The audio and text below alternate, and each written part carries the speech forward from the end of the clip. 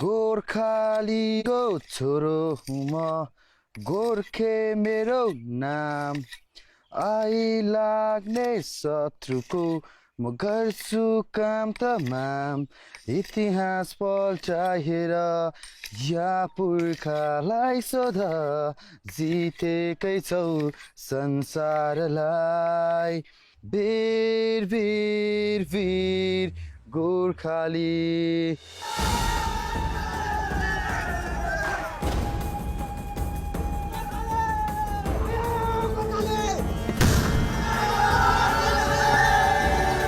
There's one more famous thing about the Gorkhas, that once they take the kukri out of the scabbard, they do not put it back unless they draw blood.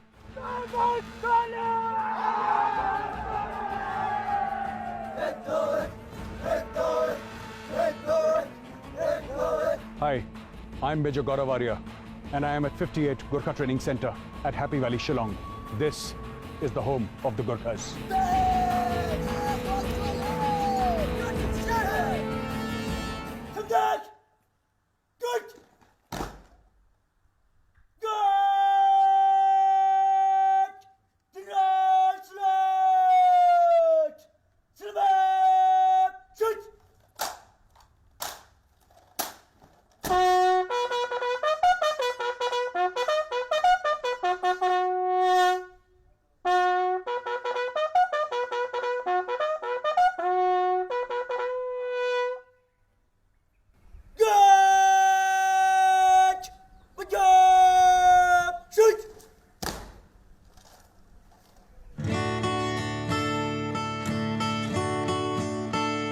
This beautiful forest hides one of India's premier training institutions, the 58 Gorkha Training Center.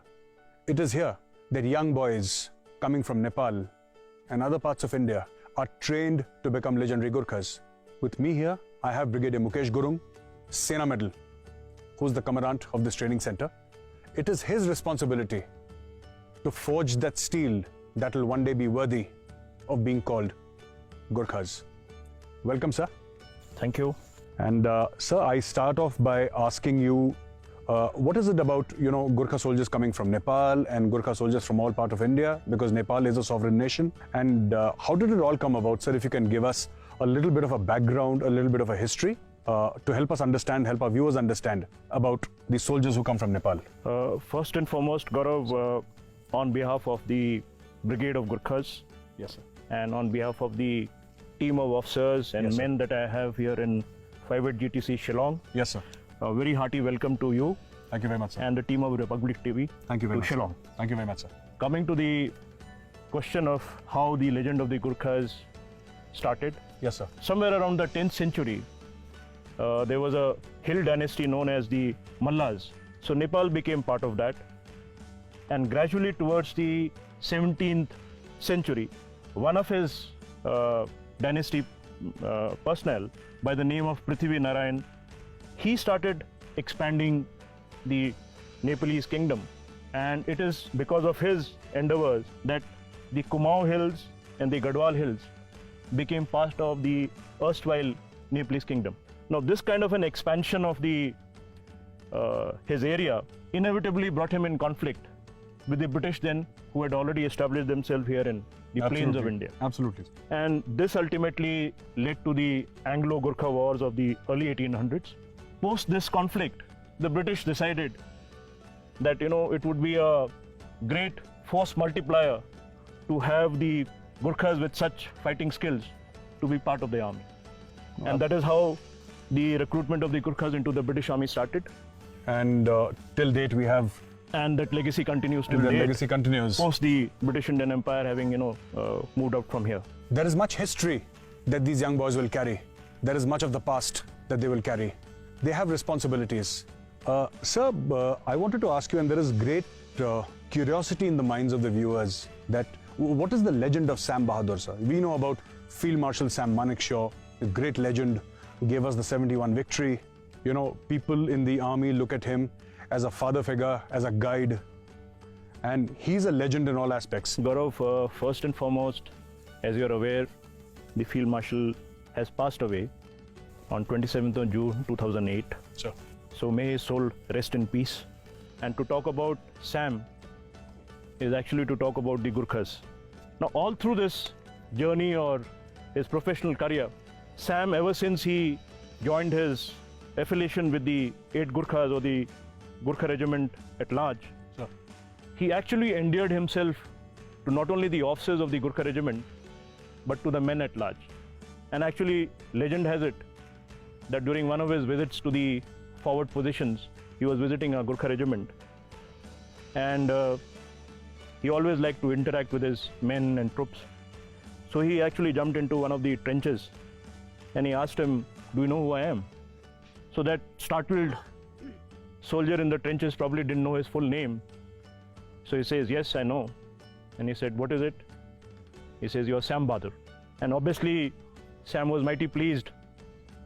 And probably it was also because Gorkhas could do no wrong to Sam.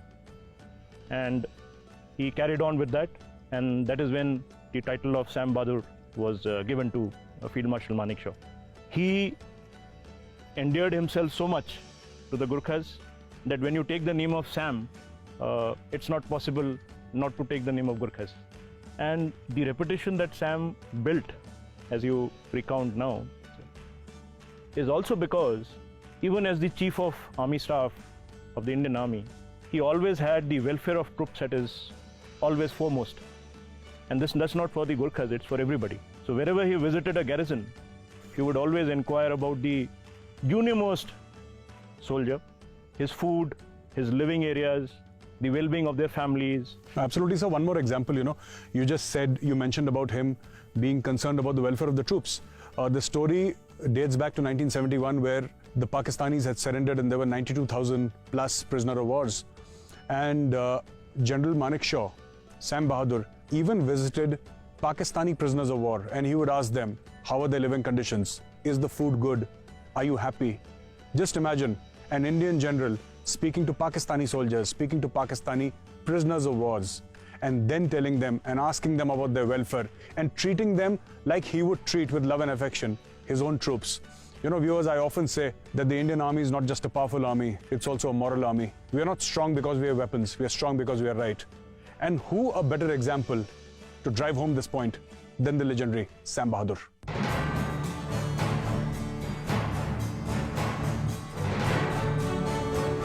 I am at the 58 Gorkha Training Center here in Happy Valley in Shillong. And I'm standing here at the Sam Manekshaw Museum. This museum, in a small way, tries to explain the legend of the man who became Sam Bahadur. SHFJ Manekshaw was not just a general. He was an icon. He was a father figure. He was the man who gave us the victory at Bangladesh. But that is just a small part of Sam Manekshaw. In this museum, you will see letters, epaulets, swords, commendations from foreign countries, flags, everything that makes a military museum. But here, you will also feel the spirit of the legendary Sam Bahadur. Why was he called Sam Bahadur? Was it because of the Gorkha soldiers who loved him?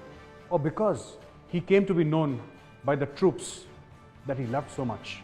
What is it about Sam Bahadur that made him a legend?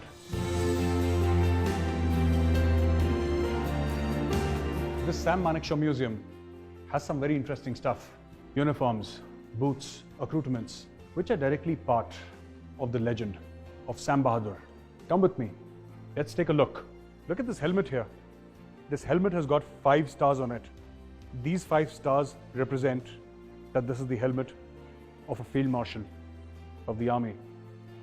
These are the boots of Field Marshal Manekshaw. His cap, the pea cap, the ceremonial belt, and who can forget his famous uniform with all those ribbons and the 5 stars at the collar, the Field Marshal ranks, the belts here, both the belts, and the Field Marshal's baton with the Ashok's thumb in silver. The Field Marshal rank is a very unique rank.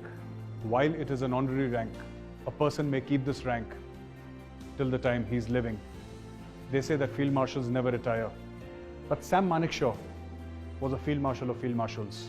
That Field Marshals do not retire is one thing. But with Sam Manekshaw, he never went away from our lives. He never will. he will live in the collective memory of an army and of a nation. I'm here at the Veer Sthal of the 5th and the 8th Gorkha Rifles.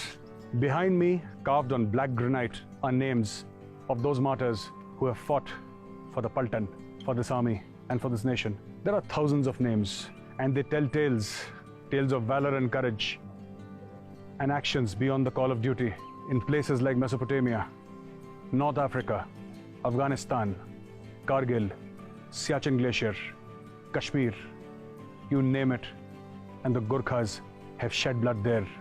Some blood was their own, but most of it was the enemy's.